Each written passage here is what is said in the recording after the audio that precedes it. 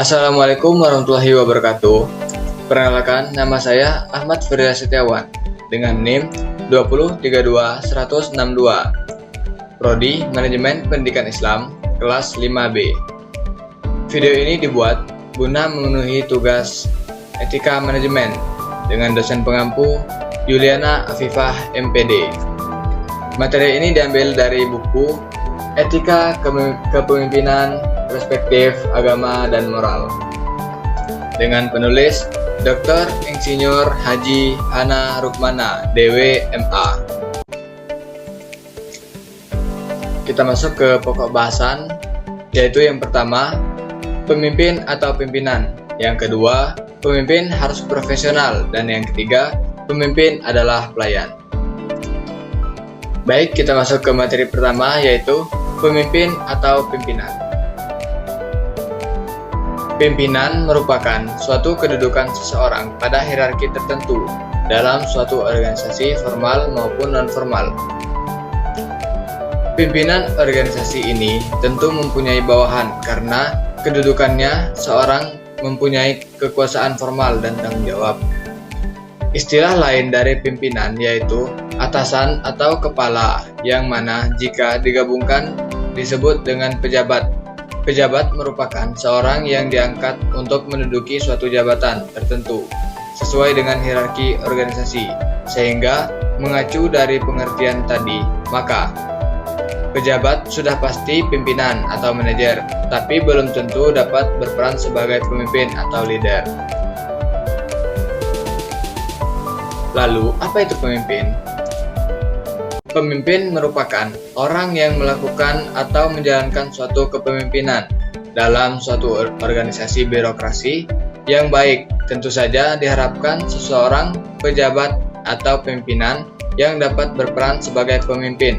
Oleh karena itu, ada serangkaian diklat kepemimpinan yang wajib diikuti oleh semua pada saat jenjang, mulai dari eselon 4 sampai dengan eselon 1, seperti diklat PIM 4 yang disebut dengan ADUM dan SPAMA dan sebagainya.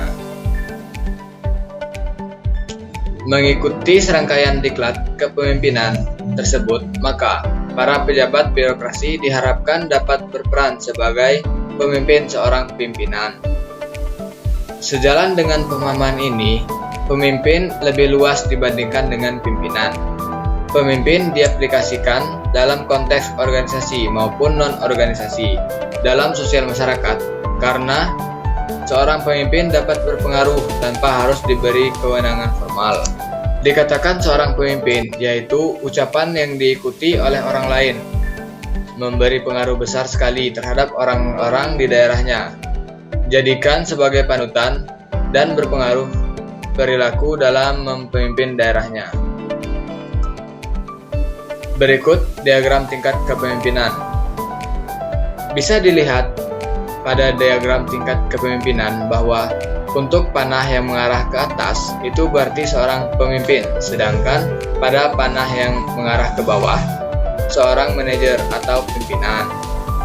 Perbedaan keduanya antara pemimpin dan pimpinan dapat dilihat melalui diagram panah di atas, yaitu untuk menjadi seorang pemimpin yaitu fokus pada manusia dan orientasi ke depan, sedangkan menjadi pimpinan yaitu berfokus pada sistem kondisi saat ini.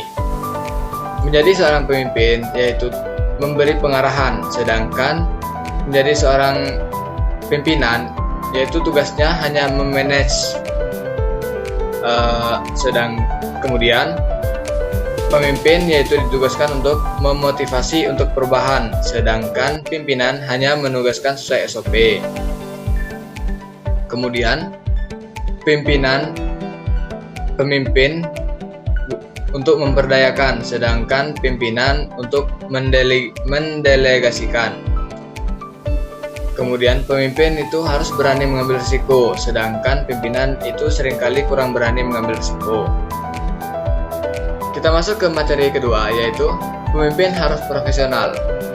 Profesional di sini itu diartikan sebagai syarat yang tidak bisa ditawar-tawar lagi dalam hal memilih seorang pejabat atau pimpinan suatu organisasi.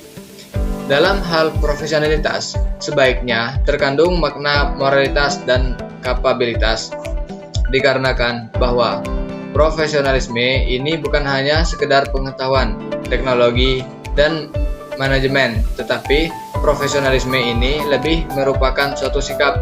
Lebih jauh dari itu, profesionalisme apabila seorang mempunyai suatu tingkah laku, attitude, dan bukan hanya menguasai sekelompok kompetensi. Adapun sikap profesional antara lain, dia merasa bangga dengan pekerjaannya dan menunjukkan komitmen personal terhadap kualitas. Dia mempunyai tanggung jawab yang besar, dapat mengantisipasi sehingga dia sangat berinisiatif. Dia ingin menyelesaikan pekerjaan dengan tuntas dan ikut terlibat di dalam berbagai tugas di luar peranan yang ditugaskan kepadanya. Dia ingin terus belajar untuk meningkatkan kemampuannya dan meningkatkan kemampuan untuk melayani. Dia itu mendengar kepada kebutuhan para pelanggannya, serta dia adalah pemain dalam suatu tim. Dia dapat dipercaya dan jujur, terus terang dan loyal. Selanjutnya, dia terbuka terhadap kritik yang konstruktif dan mau meningkatkan dan menyempurnakan dirinya. Baik, kita masuk ke materi yang terakhir, yang ketiga, yaitu pemimpin adalah pelayan. Esensi dari pemimpin pelayan adalah tugas pemimpin untuk dapat melayani orang lain, yakni pelayanan kepada masyarakat, pelanggan, dan karyawannya sendiri. Dalam kepemimpinan aparatur birokrasi, saat ini perlu ada perubahan mindset dari penguasa menjadi pelayan. Hal ini sejalan dengan statement dalam alinea keempat penjelasan pembukaan Undang-Undang Dasar 1945, menyatakan bahwa pemerintah dibentuk untuk melayani rakyat di bidang keamanan, melindungi segenap bangsa Indonesia dan seluruh tumpah darah Indonesia, bidang sosial ekonomi, memajukan kesejahteraan umum, bidang sosial budaya, mencerdaskan kehidupan bangsa, sehubungan dengan negara lain, ikut serta melaksanakan ketertiban dunia berdasarkan kemerdekaan, perdamaian abadi, dan keadilan sosial. Seorang pejabat birokrasi menjadikan majikan adalah masyarakat dan bawahan yang dipimpinnya. Jadi seorang pemimpin aparatur harus dapat berupaya menyenangkan masyarakat dengan cara memberikan pelayanan yang memuaskan bagi masyarakat. Oleh karena itu, orientasi aparatur harus lebih berpihak pada pelayanan publik. Implikasinya, aparatur pemerintah harus mampu membaca aspirasi masyarakat dan harus rela dikontrol oleh masyarakat. Terima kasih, mungkin itu saja video kita kali ini. Wassalamualaikum warahmatullahi wabarakatuh.